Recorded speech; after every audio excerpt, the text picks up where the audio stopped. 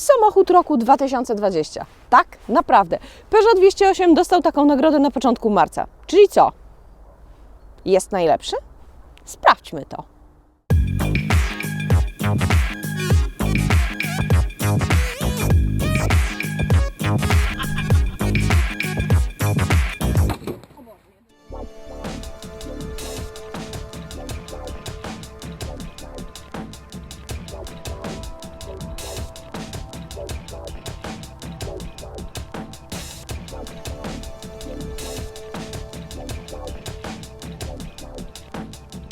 Zacznijmy od tego, że Peugeot 208 zwraca uwagę. Jest efektowny, opcjonalne światła Full LED dodają mu wyrazu. Od razu widać, że jedzie nowy samochód. Wsiadam do środka i wrażenie nowości się pogłębia. Futurystycznie wygięta deska rozdzielcza, trójwymiarowy wyświetlacz przed kierowcą. Do tego ekran systemu inforozrywki może być 5, 7 lub 10-calowy. Nietypowo jak na samochód francuski mamy sensowne uchwyty na kubki. Są też duże kieszenie w drzwiach, schowki większe niż można byłoby się spodziewać. To się zawsze przydaje w samochodzie. Jest ładowarka indukcyjna, można też mieć nawet 4 wejścia USB. Pod dotykowym ekranem centralnym jest rząd przycisków, czy raczej 2 rzędy. Jeden to przyciski fizyczne, a drugi dotykowe. Jest to koszmarnie mylące i nieintuicyjne. Jasne, da się do tego przyzwyczaić, tak samo jak można się przyzwyczaić do uciążliwego sąsiada, ale ja bym wolała nie musieć się przyzwyczajać. Dla porównania, system inforozrywki w Renault jest o wiele lepiej rozwiązany, ale docenią to nieliczni klienci, którzy wybiorą wyższe wersje wyposażenia, bo nieduży miejski samochód powinien być też niedrogi. Bez problemu działa Android Auto i Apple CarPlay, jest też MirrorLink. Nie przetestuję go, bo Sony Xperia, której używam, nie jest na liście urządzeń wspierających to rozwiązanie. Duża zaleta przy korzystaniu z Android Auto. Na ekranie przed kierowcą nadal pojawiają się informacje o znakach drogowych. Coś, czego Mazda nie umie zrobić w swoich nowych modelach. Mazda umie jednak, podobnie jak wielu innych producentów, zrobić kamerę 360 stopni. Natomiast PSA z uporem godnym lepszej sprawy pakuje do kolejnych modeli rozwiązanie udające kamerę 360.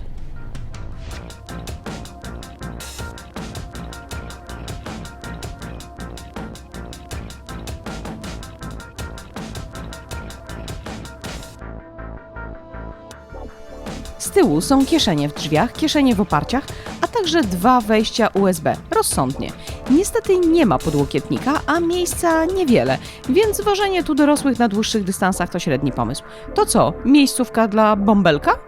Poniekąd tak, ale drzwi nie otwierają się szeroko, a otwór jest wąski i w dziwnym kształcie. Najlepiej wozić tu kota. Z drugiej strony, jeśli planujesz spakować się na wakacje, może Ci się przydać miejsce z tyłu. A co to? Fiesta? Przecież to Peugeot.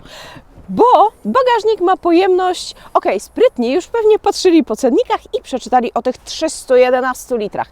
Gdyby nalać wody, to tyle by weszło, ale według normy VDA to raptem 265 litrów i wnęka na koło zapasowe, tu zajęta głównie przez zestaw naprawczy. Raczej z tego miejsca nie skorzystasz, podobnie jak z jakiegoś haczyka na zakupy, który gdzieś tu podobno jest. Polecam składaną skrzynkę. W Mercedesie jest na nią specjalne miejsce.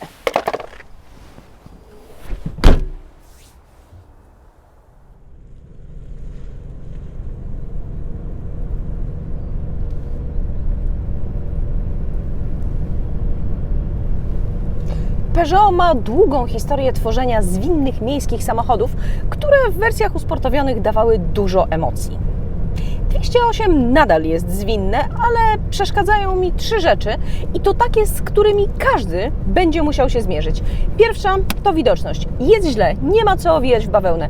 Grube słupki, a ograniczają możliwość dostrzeżenia samochodu na skrzyżowaniu, o człowieku na pasach nie mówiąc. Drugi problem to dobór przełożeń skrzyni biegów do możliwości 3-cylindrowego silnika o pojemności 1,2 litra.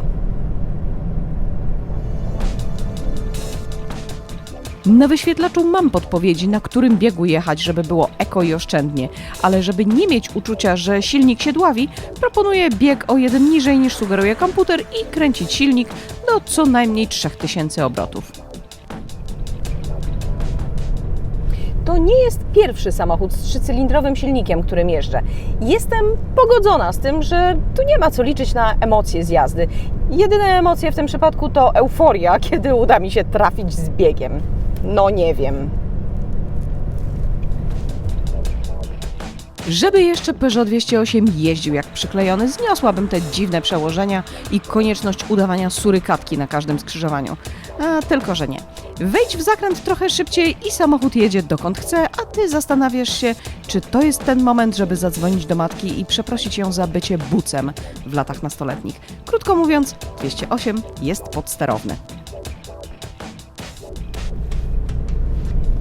Peugeot 208 wygrał w konkursie Car of the Year z kilkoma modelami, z którymi trudno go porównywać, jak Porsche Taycan, Tesla Model 3 czy BMW Serii 1, ale też z Renault Clio. Im dłużej jeżdżę 208, tym mniej to rozumiem, bo zarówno Seria 1, jak i Clio są od 208 wygodniejsze, mają bardziej intuicyjne systemy inforozrywki, są lepsze jako całość. Seria 1 to mimo wszystko inny segment i inny pułap cenowy, a nowe Clio można na parkingu pomylić ze starym Clio. W dodatku 208 jest oferowane i z silnikiem benzynowym w kilku wersjach, i z oszczędnym dieslem, i z napędem elektrycznym. Czyli w krajach, gdzie kogoś obchodzi ekologia, można wybrać 208 z uwagi na ten typ napędu, a w krajach, gdzie istotniejsze jest wykłucie oka sąsiadowi, 208 wygrywa nowoczesną, agresywną stylistyką.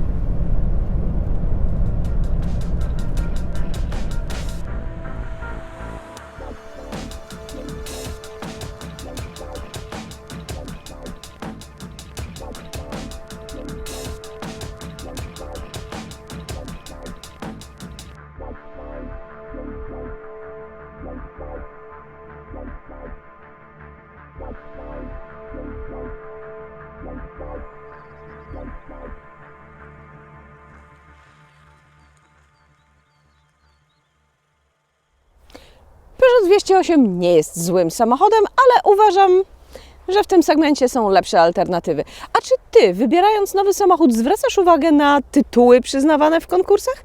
Czy to, że auto zdobyło tytuł polskiego, europejskiego czy światowego samochodu roku, ma dla Ciebie znaczenie? Napisz mi o tym w komentarzu. Subskrybuj, oceniaj i dziel się moimi wideo. Kolejny materiał w najbliższy czwartek o tej samej porze. Dzięki i do zobaczenia!